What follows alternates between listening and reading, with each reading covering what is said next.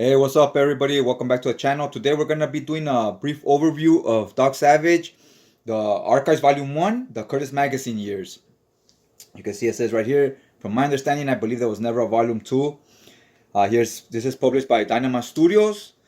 Now, here's the cover. This is the cover, I believe, to issue 8. This includes 8 issues of the magazine. And this would be the cover, I believe, to the 8th one. Love this cover. Really digging it. You see Doc Savage here. I like the painting on it and so forth. He's looking like all muscular and he's fighting some type of sea creature, almost like a squid, right?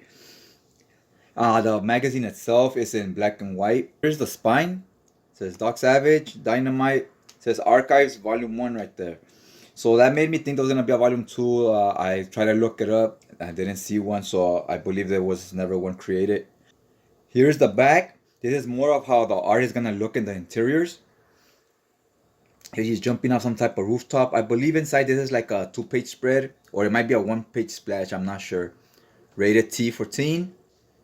Here's the full dust jacket, front cover, back cover. The cover price is $50 for 511 pages. Now, you gotta remember, page count isn't everything because here it's 511 pages, but it's real thick. It would be like one of those 800-page Marvel omnibuses because the pages are thicker. I like this inside the flaps. You get all the covers right here.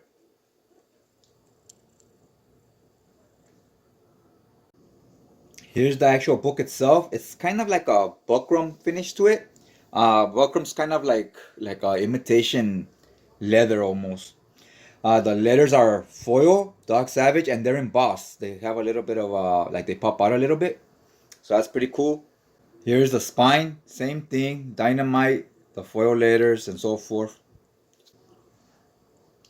Here's the back, it's just plain. Now let's get into some of the interiors. In the opening pages, you see here, because the letters were embossed on the other side of the cover. So inside the cover, you see there the indentation. And they're just, the inner pages are just black. You see it's pretty thick, you could hear the noise. That's some art. I'm really digging the way this page looks. Fortunately, the art inside doesn't look like that though. We'll get to some of the pages right now. Here is the table of contents. Issue 2, pages 73 to 132. Issue 3, from 141 to 193. So on and so on. So as you can see here, it's 8 issues. That would be the final one. And it says ends at 510, but it's 511 pages because there's an extra one at the end. Here's the cover. I love this. It shows the covers. So you will see the covers to issue 1. Then you get this, like a picture of the actor that played in the movie and so forth. And then you get this. There's 2 in every issue, every magazine. It's printed exactly as it was in the magazine. It shows you this, then it shows you what pages the issue goes to, and the name of the issue is called Doom on the Thunder Island. So here's pictures to the issue. And then when the issue ends, it starts from page 5, right? Then on page 62, interview starts, like an article. And here you get the actors and so forth, and it explains a little bit to you. Here it says George Powell, the man who mowed Doc Savage. Okay, see right here you get a little articles and so forth. Here's all the characters: Doc Savage, Monk, Remy, Ham, and Long Tom. Who is this other character? I forgot this other guy's name. But yeah, it's definitely a team. Comic book starts. Very dialogue heavy. Look at all these word bubbles. A lot of word bubbles, and here's some narrating. You could skip the narrating and just read the word bubbles because it's so much writing. This was written back in the 60s, these magazines. But I feel it adds when you read the narration, because the narration explains to like how they're feeling in that moment. Like, what's his name was so nervous, or he was so focused and so forth, right? Or his back hurt after lifting this whatever object. So I think it adds a lot when you read the narration, although it will be a lot more reading. If you like prose novels, you will definitely appreciate the narrating because prose novels always kind of explains everything to you since it has no illustrations. Here is the splash page that was on the back cover of the dust jacket.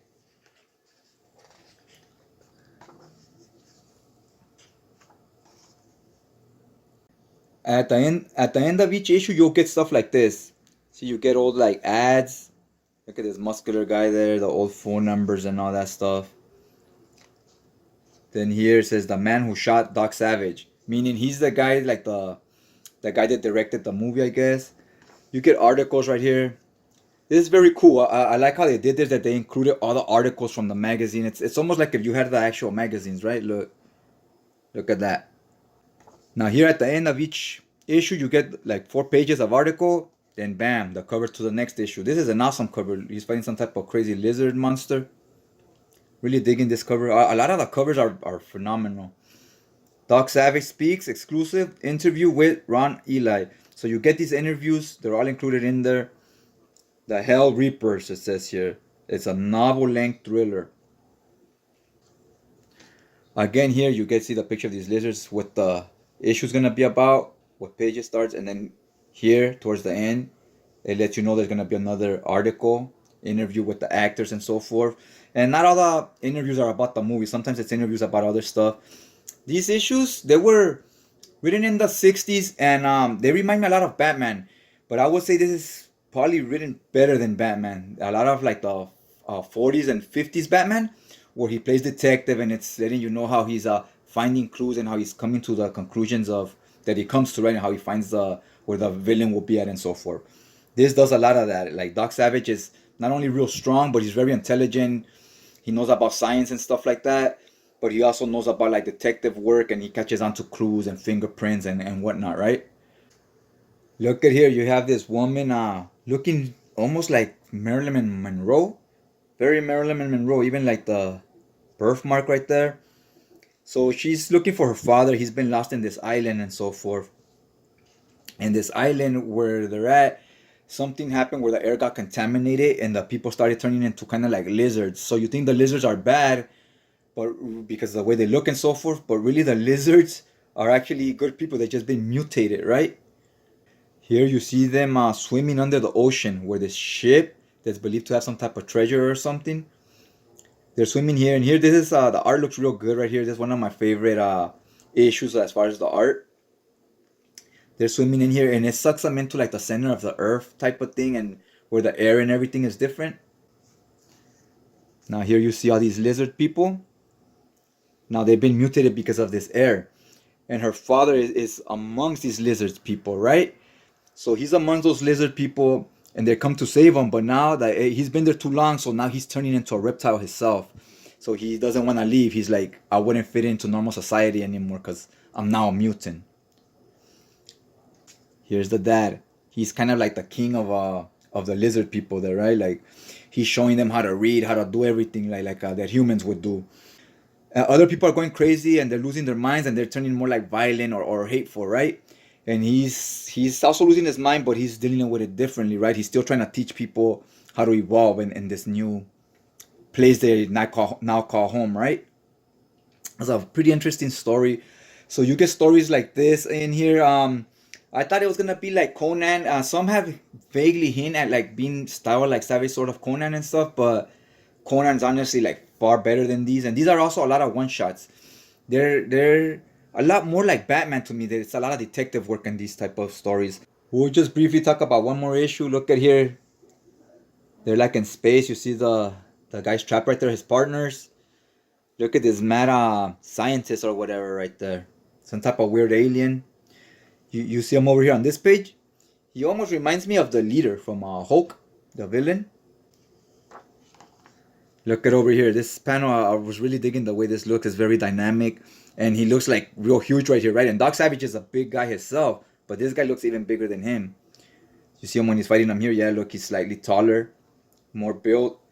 So that should be an interesting one. I haven't actually finished reading this issue. I haven't finished the book. But look at how he is here. He's giving him a bear hug and he looks far bigger. But look at here the art as well. When he's giving him a bear hug, the way Doc Savage is looks pretty dynamic, but the way this guy is squeezing him, there's no like emotion. Like he just looks like he's just standing there, right? Very, very like nonchalant. He should be having like, body posture and so forth, like how Doc Savage is. Look at his face. So yeah, guys, I think I talked enough about this book. Let me just show you one last thing.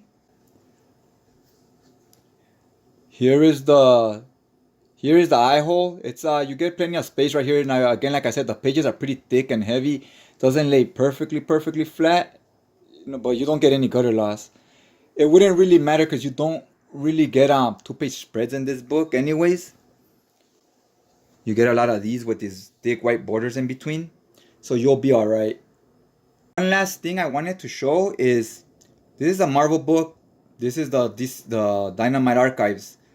They're the same. This is an oversized hardcover. They're the same height wise, but you see how much wider this book is, the Doc Savage, because it's from the magazines, and the magazines were a lot wider than your comic books, right?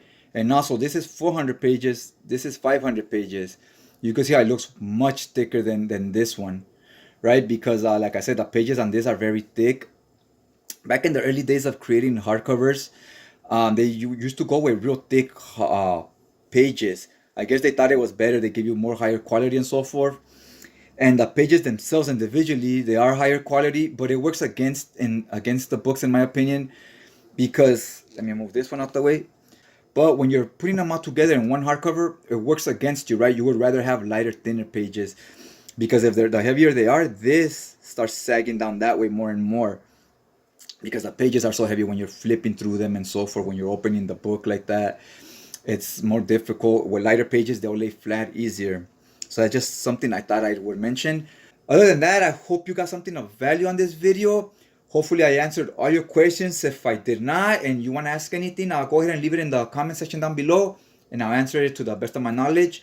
Other than that, hit the like button, and I'll check you guys out next time.